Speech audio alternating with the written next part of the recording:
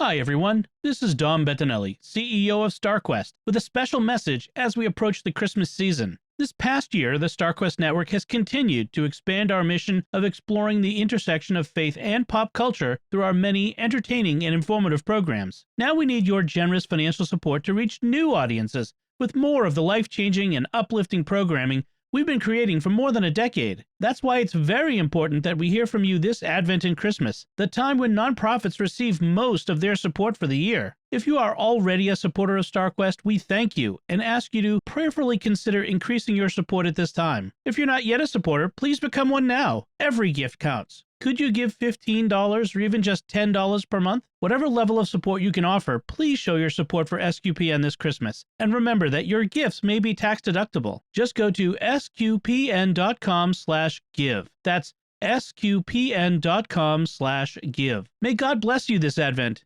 and may you have a blessed Christmas season. Hi, this is Vanessa Marshall. I play Hera Syndulla on Star Wars Rebels, and you're listening to the Secrets of Star Wars podcast. May the Force be with you always. You're listening to the Secrets of Star Wars, episode 102. Hello there. It's a power that Jedi have that lets them control people and make things float. Impressive. Every word in that sentence was wrong. Help me, Obi-Wan Kenobi. You're my only hope. This station is now the ultimate power in the universe. I find your lack of faith disturbing. It's against my programming to impersonate a deity. That's not how the Force works. Force is with me, and I am with the Force, and I fear nothing. Remember, the Force will be with you, always. Hey everyone, I'm Angela Sealana, and you're listening to the Secrets of Star Wars, where we talk about everything connected to that galaxy far, far away, including the deeper themes and meanings. Quick plug, if you're looking for a Star Wars gift for yourself or someone you know, our Star Wars Secrets of Star Wars swag, including hoodies, t-shirts, mugs, and as I found out while scrolling through here, phone cases and so many other things.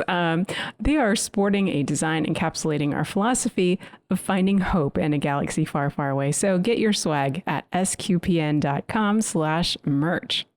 All right, well, today we're going to be diving into the 8th episode of the Japanese anime series, Star Wars Visions, entitled Lop Ocho.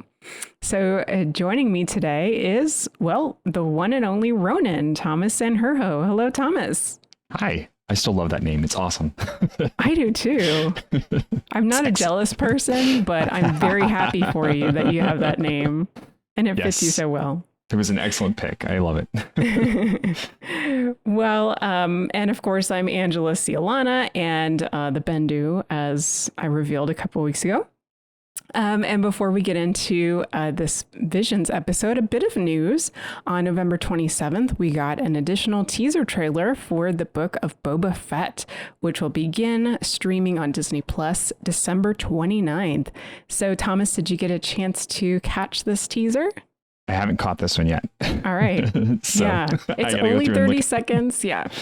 They've been teasing so much with these where it's like just brief little glimpses of things, which I like because I don't want too much information about whatever it is that we're going to watch. So yes. But at the same time, I'm kind of like, I love seeing it. It's so cool. I can't wait for it to be out. That's really what it is. I just can't wait for it to be out. Oh, absolutely. Yes. I'm looking forward to it. And I mean, without giving anything away, really, I'm looking forward to the cinematic style that we're going to get back into, the action, once again, getting back on Tatooine and really spending some time there and getting to know Boba better. And of course, we'll be diving into the episodes here on the podcast. So definitely, yeah, lots to chew there. Well, speaking of chewing, the main course, we'll get back to that, Lop Ocho. Thomas, what were your first impressions of this Visions episode? I really didn't like this one, honestly. Yeah. Whoa, dude. This is the first one. Like, I didn't like the twins either. And I don't know that I was on the podcast for that one, but I really did not. I didn't prefer that one. That's way outside of my style range. It's the more chaotic, crazy part of Trigger Studios, which I'm not as fond of.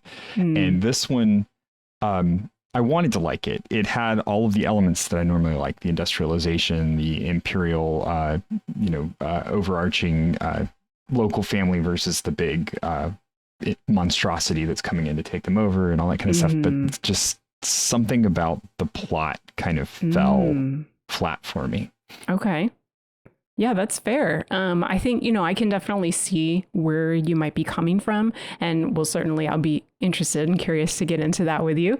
For me, I was pleasantly surprised by this episode. I had heard of like when Visions came out and there was marketing for Visions. I saw this like Star Wars bunny Jedi and I was like, what is this? Like not in a good way.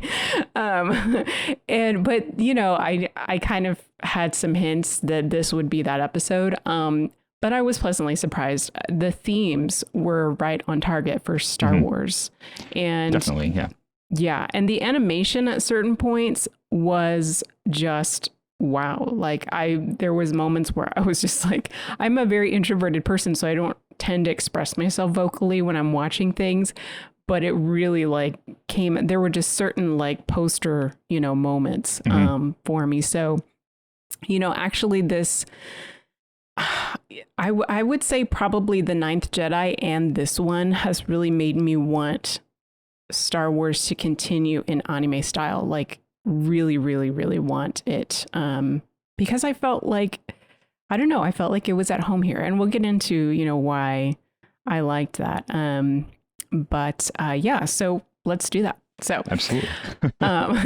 So of course, like so many of these episodes, right, we start with the Imperial Cruiser or something like it, right? So we get this great sequence where we're like we've got the cruiser coming at us and then sweeping over the planet of Tau.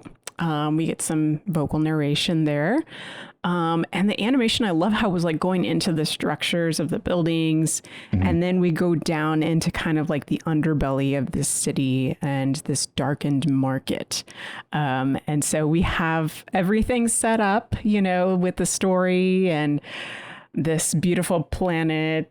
And this is classic anime too. Yeah, that's okay. That's very classic anime. Like it really felt like 100 different animes that I've watched before, where it's this kind of grand sweeping entryway, and then it dives down into like the dirt of the area, and there's your main character that you're following, and that's kind of the way that a lot of animes start. And so I love the art. The art was fantastic, and I really liked seeing the low swinging cruiser too. That was neat, how it was kind of not just in space but actually on the planet, like flying through some of the nature on the planet. Yeah, I mean, and it was very Star Wars as well, like having this beautiful planet taken advantage of by the Imperial military industrial complex and and the enslavement of a species as well, to the point of where we meet one of them running away, hiding, like desperate to continue living and try to get away. And of course, that's where we meet Lop, who is essentially like shackled, right, by the Empire around her neck, and trying to steal some fruit, apparently, to eat, when this large man and his, I would say maybe sprightly daughter, stop her. Yeah. And and they're very traditionally Japanese dressed, which was really cool. It's like very much bringing in the Japanese, like with all of the emblems from there. And it was neat the way that they tied those things together. I really liked that. Yes. It didn't feel out of place because this planet had its own culture, and that was the culture they were bringing into it, which worked really well for the concept of what they're doing, like kind of bringing anime into Star Wars rather than just taking Star Wars and redoing it in an anime style. Yeah, and I've almost heard, I have heard another podcast talk about it as kind of like reappropriating the Japanese culture, and Star Wars and everything back, sort of reclaiming it almost. And, all of the influences that George Lucas had, which he definitely respected and paid homage to. Absolutely, I believe. But for them to really reclaim that is awesome, too. And I appreciated that about this episode as well. And so, yeah, I think we're brought into this situation with Lop and this little family to kind of both Lop and the audience's bewilderment, because it seems like everything happens so fast. Like we go to the sea and she's freed of the shackles, and it's like, all right, you're part of this family. And it's all just like, whoa, okay, what's happening?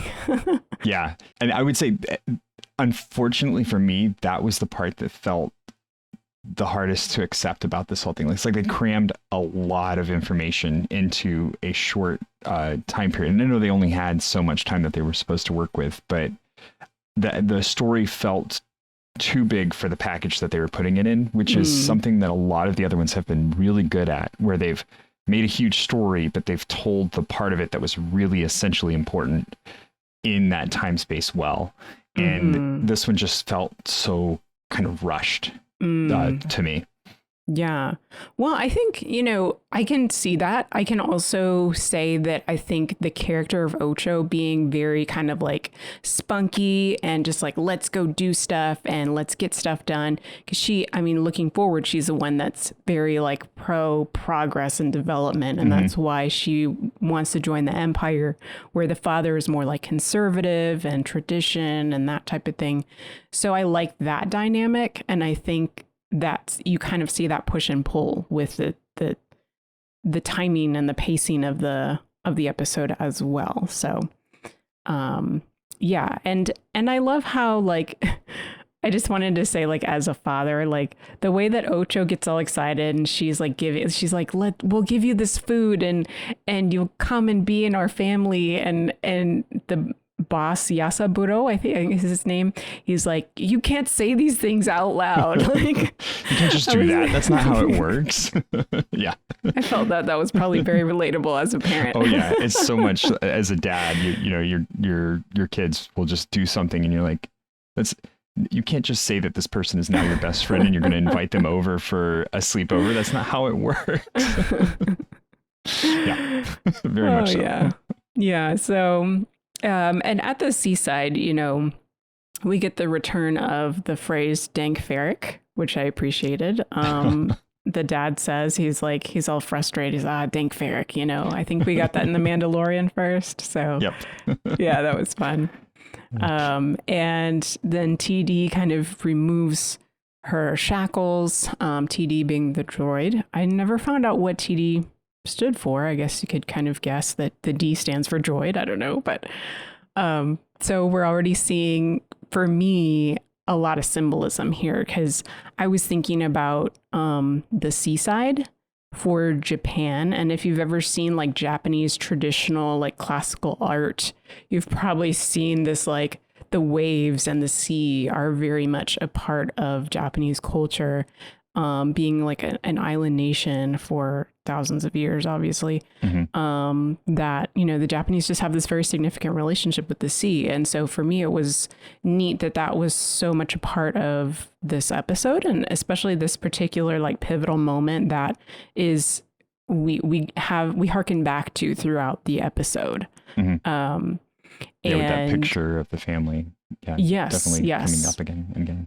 And I was thinking about like how, because I actually, I don't have any Japanese blood, but I do have Japanese family members by marriage, like actually from Japan. And so I've learned a few things here and there. And something that I've come to understand is that Japanese have a respect for the sea as far as like being a place of bounty. Like it's where they can reap a lot of, fishing and resources, but it's also something that can bring destruction, with the tsunamis, particularly. And so for me, just looking at that dynamic as well, like the fact that this particular family kind of gets created at the seaside, that symbolism speaks to the relationship between the two daughters and their father. Like there's this one that comes to celebrate the beauty and the resource of the planet, and there's another daughter that kind of like identifies with the Empire being the major destructive force on the planet. Has that background of having been enslaved by the Empire, right? That that any progress that comes is on the back of someone else who has had to pay for it. Yeah. Yeah, and slavery is definitely a part of Japanese history as well. And speaking of that, you know, as Lop was like having her shackles removed, and entering into this new family, of course, as a Christian, like I couldn't help but think of how Christians have identified with these images of slavery and freedom, adoption into the family of God, and so forth. So just thought I'd bring that up. That'll come into play later, trust me. Yes. So now we jump 7 years into the future, and I want to say we're still at the same shore, except that now it's like this huge Imperial facility that's taking up like a lot of the sea. And there's this explosion that just happened, and it's knocked over Lop and TD, and they're down on the ground. And she gets up, and she has kind of this like Google Glass like eye patch thing that she uses. Very anime, like way back to Dragon Ball Z, kind of like analyzing everything with the little eye patch thing. Yeah, like the infrared like iPad. Yes, and it's pink, of course, right? And from Ocho's yelling, we learned that the explosion was the work of boss Yasaburo. And so we see then that he and Ocho are fighting back and forth with the household servants crowded around them. And Yasaburo's like at his wit's end with the Empire. And he asks like, what'll happen if they turn Tao into a war zone? And meanwhile, Ocho, who calls herself the next head of the family, like insists on the Empire's importance for, again, like development, progress for the planet. And then the Imperial troops start to arrive and all the servants flee. And I like that the house isn't picking sides. That was probably my favorite part of this scene, is that the house is just like not trying to stay out of the fight, because the fight is between the leaders of the house, right? They just want peace. Exactly. Right? Yeah. And that's the unity of the family is such a huge theme. And that's where we hear that this family's roots are on Tao from Yasaburo, who says, we have a duty that's been passed down for generations. So, of course, like I think coming from the beginning of this episode, not knowing anything, watching for the first time, I was like, oh, okay, so they're like the rulers or the politicians or the local officials or something. And that's just, they've just internalized that responsibility. But then later on, as time goes on, then we learn that, okay, there's more to this responsibility. So, you know, it's kind of like, Thomas, I feel like this scene is really what marks the shift in the family dynamic, like compared to 7 years prior. Any observations on the scene, the family dynamic as it's coming forward? Like I'm seeing, you know, father, daughter, sister and sister. It's very family. You know? Yeah. And I think, I don't know, I think that this is where it started to kind of unravel for me in the sense of like picking up on what exactly was happening with this family. And I was not thrilled with the turn it took as it progressed further into, you know, what had been passed down to them. It felt really forced, and I would have liked, this is the one that left me wanting more, but not in the sense that I want to see the rest of the story because it's so cool. I want to see more of it. It was like, I need to see more of what happened here to understand how we got to this point and why I should, you know, I, for lack of a better phrasing for it, why I should care about this argument. It just felt really, like a real struggle that was kind of put there because it needed to be. And like, I totally get it, but at the same time, I wish there had been more time to unravel all of those threads of the story. Sure. I totally get that. And there is a lot that needs to be revealed, like the feelings of the different sides of the family that represent the different sides of the argument that is so central to Star Wars about like the power struggle and what's good for society, what's good for the planet and all that. So I totally get that. And so speaking of conversations, like we get to Ocho and Lop in this car, speeder, sorry, Star Wars. And we see Ocho is kind of thinking from the mindset of being the head of the household already. she says, I know how to take care of the household. And so that's when we're met with this Imperial officer who slightly reminded me of the Joker from Batman. He was a card, man. And with the eye makeup and everything, it's like, oh, wow. Well, okay, so we'll get into the eye makeup because I have something there that I looked up, but and I want to ask you about that too. But just real quick, so what happens here is she takes full responsibility for the attack, and the officer says they'll have to make life harder on their family's clan, and he, like, quote unquote invites her to join the Empire and their plan to redevelop the planet or whatever. And of course, despite Lop's pleading for the unity of their family, Ocho takes this very symbolic gesture where she bites her finger and she uses her blood to draw marks near her eyes to match the marks that the Imperial officer has. Right. So, Thomas, I don't know, like, I was wondering if this type of, like, eye makeup situation, because I've seen it before, but I didn't know if that comes up in anime a lot, like just the way that characters are styled, or if that's just a particular style for this studio or this episode, or I don't know if you have any insights on that. Not really. It's a style for this episode. There are some other uses of this type of eye makeup, and I think this is, again, kind of back to that kabuki theater version of things, and Ocho fits that for sure because she's very pale. She's got the very stylized hair going on, which is also important in this scene, and then the blood being used to draw on her face is definitely reminiscent of how the paint is applied and used in those moments where characters are portrayed by the makeup that they wear. Mm-hmm. Yeah, like I was looking up more about the kabuki Japanese classical theater. The blue makeup is typically worn by the villains, and then the red is often the hero, or it can also represent anger or power. So, I was thinking maybe it was drawing some influence from that.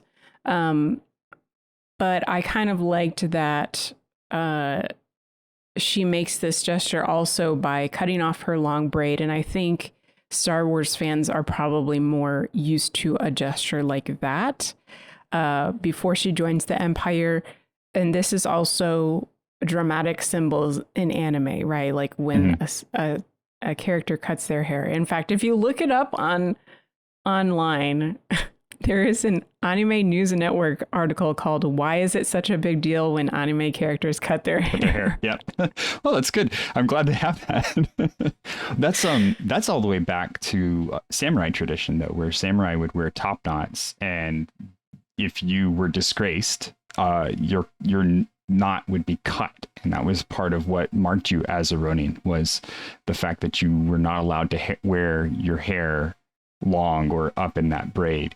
And so, you can actually, if you watch any Kurosawa films, you know this, it instantly lets you recognize which characters are the quote unquote good guys and which characters are the bad guys, because the samurai that have the short hair, those are the guys you want to watch out for because you can't trust them. Got it. Yeah. And definitely samurai vibes coming from the Jedi with their braids as well. I wonder if that's where George Lucas got it from. I've never looked into that before. I don't know if you have with the Padawan braid. I don't know, because then from there they're allowed to do whatever they want with their hair. So it's kind of like, I guess they become masterless at that point because they become their own masters. So maybe that's what it is. Yeah, but I've never really delved too deeply into that. I just took it as Star Wars lore. Yeah, so a status symbol basically, right? And she also kind of takes it as like, I'm leaving this family, So then Lop receives Ocho's braid and immediately jumps off a platform from the top level and falls down into the market again, where, her place as a family member in their clan kind of began. So I thought that was neat. And she runs and she goes home and learns that almost all the servants have left. And I love their home design, by the way. It was really cool. Yeah. Yeah. And then she informs her father what happens. She holds the braid. And, I like this little moment where she's explaining and he's holding the braid in his hand and he's got his eyes closed. And suddenly there's this breeze of wind that blows in as Lop is expressing her loyalty to the planet and to the family. And it was a beautiful moment there expressed with the wind. And I felt like this was the beginning of the stronger half of the episode. Because again, a lot of the exposition and stuff was very much, rushed at the beginning, I felt. Right. But, was it just me or were your Star Wars fan force senses tingling with that wind? That's what I was. I liked this part in the sense that it introduces the concept that she might be attuned to the Force somehow. Mm-hmm. And that's really the only thing that makes the rest of it work, right? Because it's she's then handed a lightsaber and you're kind of watching her go down into the depths with her father and you're like, oh, he's going to hand her a lightsaber, isn't he? And then, oh yeah, that's where this is headed. and so, but I can forgive it having watched it a second time, that moment being her kind of accepting the Force calling her, right? It's kind of awakening in her, that her fate, her mission, her calling is coming to the forefront at that moment. Yeah. And I think the father very much represents that old sage figure, that kind of guiding figure in the hero's journey, in this dramatic pause. I think she says Father, lend me your strength, and then it's okay, pause, and then this traditional string and flute music begin, right? And so we immediately sense there's a Yoda moment coming. Right. So yeah, that's when they go downstairs. And to me, okay, so this was kind of a liturgical moment. Well, to me, it was very liturgical to me because that's just the way I think. So, I'm seeing them kneel opposite each other. There's all these candles lit and everything, and it looks kind of like a shrine, right? And then as a Catholic, I'm looking at this thing in the middle and it's got a circle with the Jedi symbol. Right. And I'm it's almost like a Jedi monstrance kind of thing. And that's exactly what it ends up being. And it's really cool because, if you're into kendo and to the art of the sword and how important swords are to the Bushido and the whole culture of a samurai, that's exactly what you have. Is you have a shrine, and it's called a shrine. It's treated like a shrine when you go into a dojo. And a lot of people kind of get squeamish about it because you do go in and you bow to the shrine, and the reason for it is developing that sense of ritual, like you're saying, that what we do has importance. Everything we do has importance. So coming into this space, regardless of the fact that we're not actually using live swords or striking at opponents in real combat or anything like that, everything we're doing is important. And that's part of that training for preparing in any kind of martial art. Is what you're doing is not training to defeat an opponent necessarily, but training to discipline yourself. And that self-discipline is what's going to cause you to be able to defeat an opponent when it comes to that, because you're not going to lose control. You're not going to let the opponent control the situation. You're going to be in control of only the things that you're in charge of, and you're going to do them well. Mm-hmm. Yeah, that's awesome. And I would imagine the bowing also, is traditionally associated with humility as well. Mm-hmm. So that being an element of that as well. Right. And so here in this scene, we see that Yasaburo, he sets this box between them. And I thought it was interesting that first he recognizes her good heart before he begins acknowledging his faults. And he says, "I'm sorry, I never meant to look down on you, but I think I did. So if I ever seem to favor Ocho over you, I apologize." And, liturgically speaking, I'm like, okay, they're starting with like acknowledging of faults. I can kind of relate to that. And then he unties the box and he removes the lightsaber from it and he places that on this holder. And he puts his hand on the table in front of them. And it's all very like blue light and words surrounding them. And I really want to know what they say. I couldn't find a translation online. But she hears the story of the family ancestors from many generations ago. And we'll get into the story for a second. But the next thing that happens is the entrusting of the sword to Lop and her father reminding her that even though we're not bound by blood, I'm your father and that bond cannot be broken. We'll support each other for as long as we are able. Yeah. And he entrusts back to a central theme of Star Wars, right? The father, the surrogate father, and trusting the training to the kid. So I felt that was really good. I thought that was a great passage. And once I was able to kind of just calm down, swallow back okay, she doesn't have any Jedi training, but okay. But then I was like, my Star Wars analyst was kicking in too, and looking at this moment, like wondering, okay, yeah, they left the sword, but did they also leave like a holocron? Is that what's going on here? Because it feels almost like there's something extra going into it, and that would explain a lot of what's happening in the scene. Mm-hmm. Right, because we're seeing like imagery as well as this, I don't know, historic record or something like that that's all around them. And of course the holocrons were introduced in the canon to contain knowledge, right? So that would make absolute sense. And, looking at this scene, like you tend to connect it with what you're familiar with. And so like, again, as a Catholic, I'm thinking about the Mass, right? And I think, whatever religion, a religious background you may have, like there's probably something that is close to this sort of formula or sequence of events, because like having the certain posture and then like acknowledgement of faults, right? And then hearing the stories of the ancestors, like, I'm thinking hearing the scriptures, right? And then this reminder of like, although we're not blood relations, we are family. And then this verbal profession, because he entrusts the sword to her and he's like, whenever you're ready.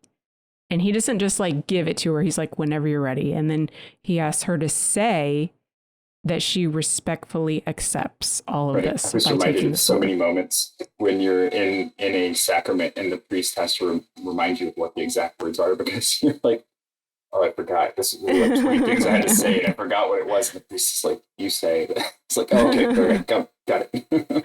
Yeah. So it's like this verbal profession of accepting like a covenant relationship. And so like I'm thinking the creed too, right? In this acceptance of something physical that speaks to that relationship, and something physical that is empowering us with the strength of the Father. And so I'm thinking like, the Mass, right? Wow, that's so cool. So it was very neatly done. And I love this too. I've done a lot of training in some of the sword arts. And so this was very beautifully the progress that you go through in preparing a sword for like when you're inspecting a katana and you first brought it out or you're cleaning it. And so all of the things very much in that order, where you're kneeling, you have a base that you have the blade set up on, you go through the whole process of inspecting it, you have to treat it very properly. And because first off, it's a live weapon, right? If you're using an actual sword, it's sharp and it's very dangerous if you're not treating it properly. And that level of just ritual to it is very comforting. It's very much like, and this is where I draw this comparison to a lot of people have problems with the way that Catholics pray the rosary, for example. And it's it's not that the rosary is repetitive for the sake of being repetitive, or for like, just trying to say the words over and over and over again and brainwash or something like that. What it is it's a mantra, and it changes your perception, and it opens you up to that larger experience than you would have otherwise in prayer, because you are not worried about the words as much as you're worried about the things that are interfering with your thought. And so it becomes very much a meditation, which is why it's, a meditative prayer. And so many people miss out on that because they just think, oh, well, it's just saying the same words over and over. But that's not what it is. It's that ritual. You develop that habit. So everything happens and you stop to fully be present in that moment and to think about it. And that's what you see in this moment too, is like a really beautiful example of that. And I don't know that we've had anything in Star Wars that's been quite that way, because everything seems either really grand or very kind of rushed when they're doing things. And I would love to see canonically on screen, because we've had it happen a couple of times, but I'd love to see canonically on screen the building of a lightsaber, because I feel like the building of a lightsaber would follow this ritualistic format, and it would be really nice to see it handled this way. Yeah, that's true. I think whenever we've seen the building of or we've seen it implied that someone is working on their lightsaber, that it seems more of like a technical exercise than a spiritual, like ritualistic, thing that you do. So I agree with that. I think probably the closest that we've gotten is on The Mandalorian, when he's like receiving the armor, and well, not receiving the armor, but receiving the, what's the word for it? The mudhorn, basically on his armor. But yeah, I totally agree. And the fact that this was between family members as well was significant. And so we hear the family story, and that was that a Jedi came to Tau and he died there. But before he died, he entrusted the sword, the lightsaber, to the Yasaburo ancestor and taught this ancestor how to wield the blade. And the saber and the techniques have been passed on through the generations, and they represent the family's unwavering resolve, according to the father. So, pretty basic story, right? As far as Star Wars goes. The concept that, I assume, but I don't know, like he hadn't told her any of this before or anything else, like related to like the Force or anything like that. Kind of like what you were saying, like she seemed maybe open to it and like open to the Force, but not necessarily having gotten any training or anything. So that was definitely, I think, a weak link, just in the overall story. I would agree there. Yeah, and it's not that he didn't tell both of his daughters, because obviously he told Ocho, because Ocho's surprised when she shows up with a sword later. So it's kind of, I don't know, I feel like something was missed out on in the way everything falls together. Yeah, well, there's some interesting moments coming up here. So the father leaves the house and he says, well, this is the end of our family, but I'm glad that it ends with you, which was like, wow, okay. And he goes off to meet the other daughter. He says, wait for us here. That was very moving, because he says, she's like, well, what about the household? He's like, there is no household. That saber is all that matters. And then he says, both you and Ocho, no matter what, will always be my daughters. Very significant. Silence, their weight is so... Lop and I guess the only servant left in the house are both sort of like just kind of kneeling there in the house waiting. And there's this explosion. And Lop jumps in the speeder, of course, hurtles quickly to the scene. And it's anime, so we've got to have her swoop in via open umbrella, right? Yes. Open parasol. It's great. And I love that she's driving along on the hovercraft, and then she just jumps off onto the pipe to go sideways to avoid the guards. That was fun too. Yeah. But yeah. Yeah, there was some cool stuff in there.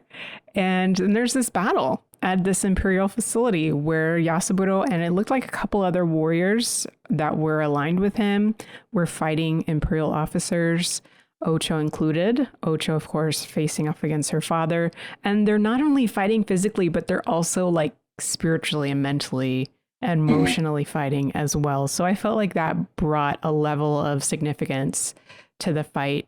Did you have any notes as far as how the fight or the choreography was displayed? I love the variants of the weapons that were used, which is always that's one of my favorite things about like signature weapons for each character in an anime is kind of a thing. And so to see each of the different characters with the different weapons, but I was like, where did these guys come from? Who are Yeah. Like, what is going on here? I love them, but I don't, it's just not, what is this? Who are you? Yeah. and then, as the battle progresses, whatever material Ocho's stuff is made out of is phenomenal and is able to, deal with a lightsaber just fine, no problem. Yeah. So, yeah, and it was interesting. It was really cool though. I love the fighting style, and it is the weapons that the Saiburu is using are tied. They're weapons that are designed to be sword breakers, so they're supposed to grab a sword and be able to flip it out of an opponent's hand. And they're actually a very peaceful weapon, which is bizarre. And so that's the thing that looks kind of like a trident. Right. Yeah. Mm-hmm. It's like just the end of a trident that you're holding on to. And so, which interestingly, these things were used by police officers to take swords away from samurai. And so the police officers were supposed to face off with a samurai with just this weapon, which wasn't actually sharp. It was like the real weapon was just a pole with another little pole sticking off of it. And they were supposed to be able to disarm the samurai with that weapon. And so highly trained samurai versus police officer with a stick. And that's how everything was supposed to go down. And apparently it worked because they kept doing it for quite a while. And I think most of the time they were just taken from drunk samurai, which makes it a lot easier to predict what's happening and just pull the sword out of the guy's hand. But so seeing that was really neat too, because he's using these weapons that are a peaceful weapon with the purpose of trying to stop what's happening, not to win, but to just stop the violence and to kind of bring the daughter back into the fold. That's awesome. That brings a whole new level of significance to the fight. Thanks for that. And it definitely is kind of like reminding me of like the prodigal son sort of a little bit, because you've got the two siblings and the one who, seems to not really fit in with the family, who ends up being the one that is truly worthy of the father's inheritance. And so, you've got that vibe going on. And Ocho saying,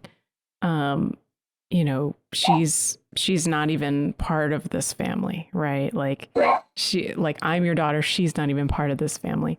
And so there's this whole emotional dynamic going on. And you know what I loved about this episode in particular was Yasaburo trying to get his father back or his daughter back, because this line that I wrote down, she says, "You don't understand."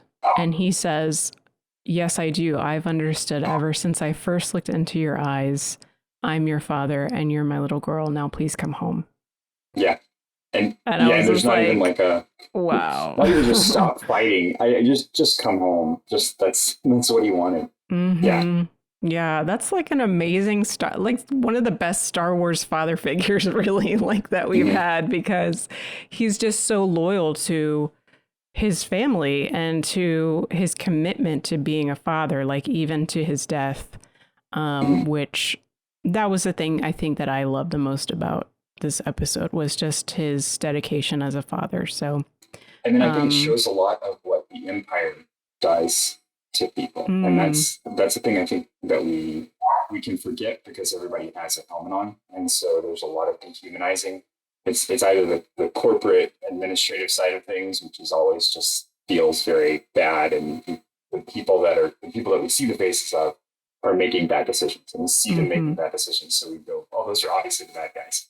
But you forget about all of the other people that are dragged into this, that become part of the machine. And we forget how sometimes the faceless warrior that is on the front lines, that is sacrificing their life, maybe doesn't hold the same ideals as the leader of whatever force they're working for. And it's challenging to kind of see this daughter that has undergone that shift where the Empire pushed and pushed and pushed to the point where it was like, you're either with us or you're against us. And she chose progress because she wanted the best for her. She felt like she was making the best decision for her planet. And the reality was that she had to sacrifice everything that made her planet hers in order to join them. Right. Yeah. I mean, she even says, like, I can't, it's too late for me to turn back now. And that's the sad thing that I think a lot of times we see with just friends and family and just people in our communities, right? Like, they go down a certain path and it's like, well, I'm so deep into it now, like, y'all don't want me back, or, you know, the community doesn't want me back, the church doesn't want me back, whatever it is, you know. And it's like, no, you know, there's always, it's like the father figure here is like, oh, you're my daughter, like, just come home, like, it's okay, like, you're my daughter, that's it. That's the truest thing in his mind, and he's trying to communicate that to her. So I loved that. And then Lop enters, which distracts her father, and he loses his last good eye. And then we have this blind samurai imagery.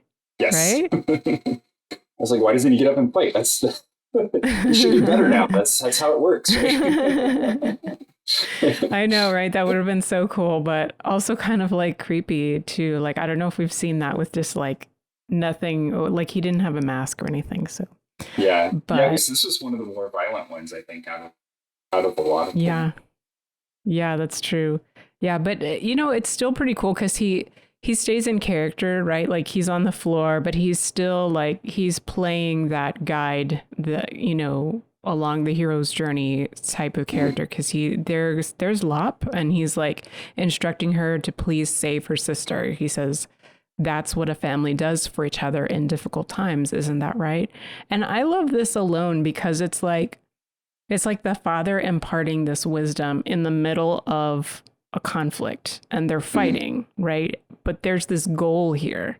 It's not just a fight. There's a goal of bringing back unity to the family and saving her from the Empire. And I don't know, I just felt like that was very relatable in terms of just being in a family. Like, a lot of times you can get into arguments and then it's like, what are we doing? You know, like, what is the point of this? Right. And the father brings it all back. Yeah, and that's one of the hardest things to do too, especially when we're fighting, is to get out of that, I need to win. They are wrong, and I must win in this situation. Yeah. Yeah. So there's this interesting moment that was kind of like a Pontius Pilate moment for me. And I think I might have missed it the first time that I watched, because they're fighting and Lop insists that they can rebuild this family. And Ocho asks, what is family?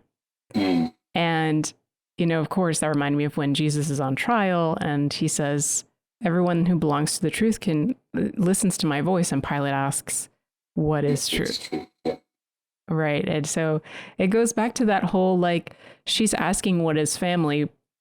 I think, again, like you're saying, because the Empire has brainwashed her basically into the attitude that she's in right now, which is very like hardline, you know, regimented. Here's the way things are. The way things are is the way we say they are, and very disconnected from her family in general.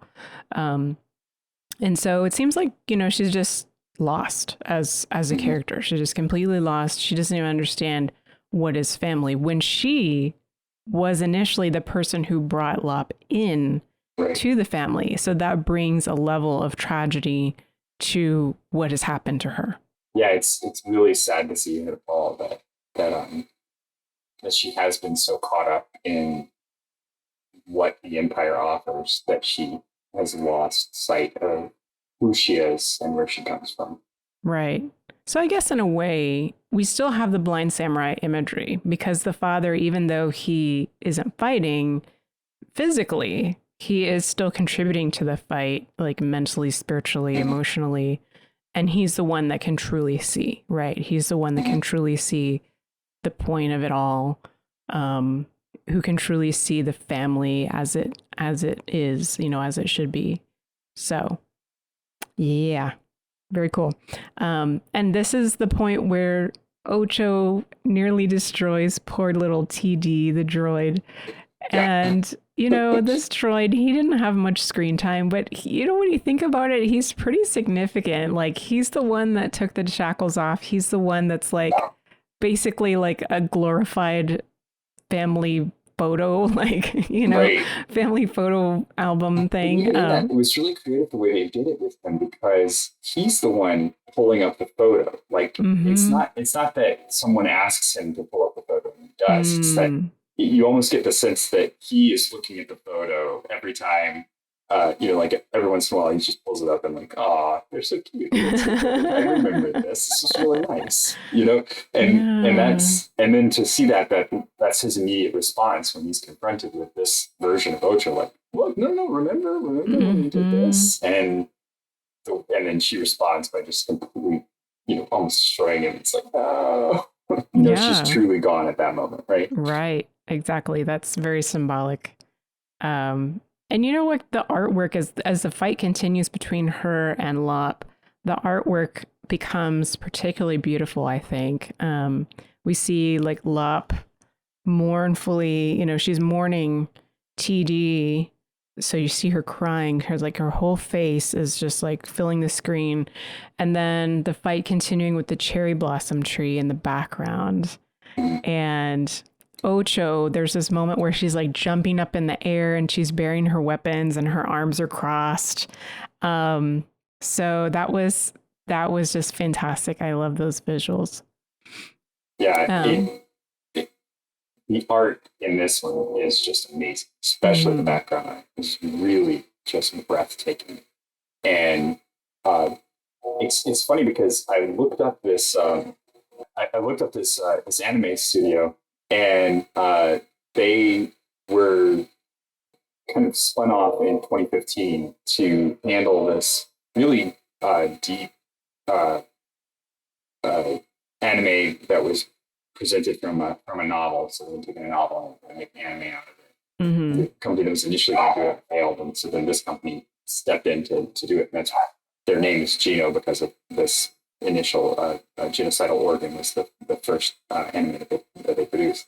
And they're a newer company, so I didn't know much of what they were. So I was looking at some of the stuff that they've done, and it's all very realistic. Like it's very pretty. It's very well done. It's very detailed drawing. So I was really surprised that this character Lop was like their kind of foray into Star Wars, but it was, you can tell that they were just kind of stretching their wings for this one, which was good.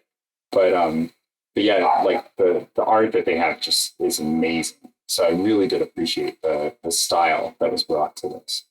Yeah. And so, another thing that I missed when I was watching the first time is that Lop actually force grabs that 3-pronged weapon or instrument, and she starts to use it in the battle. And with that and the family saber, she cuts an X across Ocho's chest, which initially I'm like, oh my gosh, did she kill her? But then, must have been she had some great armor, chest plate or something going on, because she ends up, we see her rising up, standing on this Imperial ship, and she flies out of sight. And Lop picks up TD, who is still projecting that hologram of their family portrait.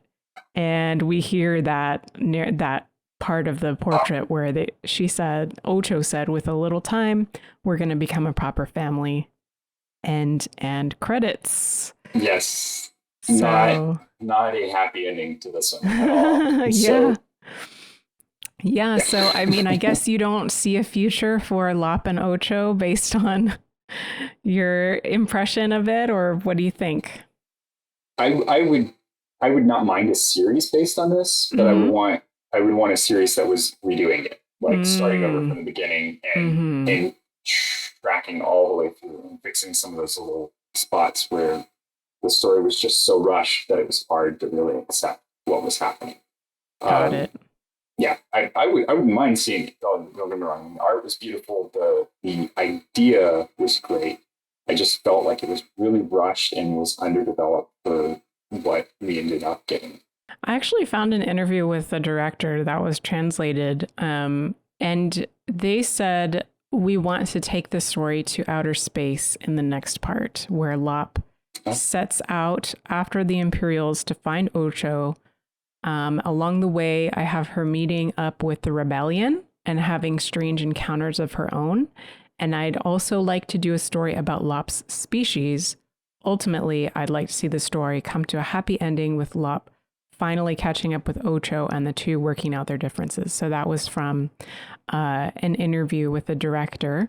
So, sounds like they've already got it sketched out as far as what they want. And that makes me wonder if the other directors of the other episodes also had done that. You got to think they probably did. I don't think so. I really haven't seen one yet that I wouldn't like to see more of.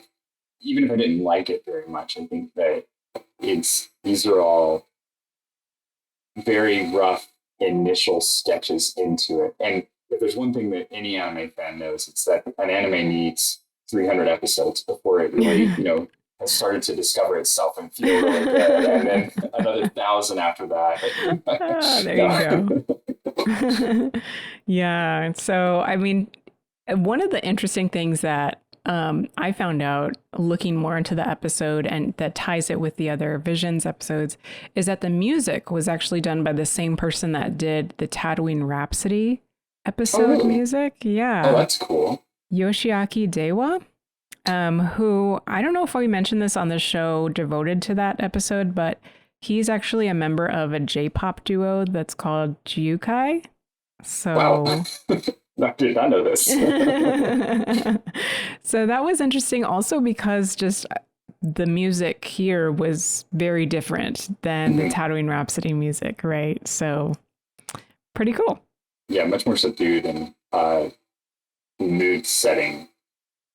Yeah. But, I mean, I suppose given what Tatooine Rhapsody was, there's a mood setting there too, right? Yeah, exactly. And I guess another note about the voice acting. So, as of course, I usually watch the Japanese voice track first. And then I listen with the English voice track. And from the English cast, a voice that some people might recognize is that of Lop, who was played by Anna Cathcart. She's known for her role as Kitty in Netflix's original film franchise, To All the Boys I've Loved Before. And I know that's becoming more and more popular. I think it was the first one was released in 2018. So FYI, if any of y'all are fans of that movie or movies. But I thought the voice acting just overall, especially the Japanese cast, was pretty amazing. So I enjoyed that element.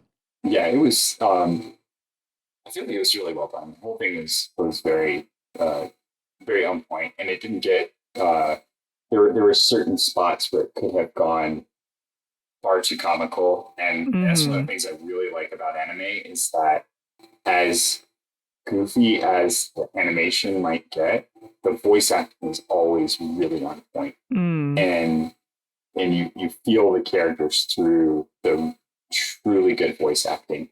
And the art style is great. And the art style kind of pulls you into the world and you kind of recognize different tropes and things like that. But the story is told by voice actors. Yeah, definitely. Any final reflections or observations? I liked the lightsaber with the characters in it. That was so neat. And I would love to see more of that kind of thing. That was really cool. Oh, yeah, absolutely. A couple of things from me, I guess. Of course, I like to look up the names and the characters. So the Japanese word ocho doesn't mean 8 like it does in Spanish. It actually means butterfly, apparently. And the Japanese title for this episode, like if you're not used to watching stuff in different languages, usually things will be titled differently in English than they will be in their original language. So the Japanese title for this episode was actually different. And in that, the word ocho is preceded by the word hisakura, which translates to winter cherry blossom.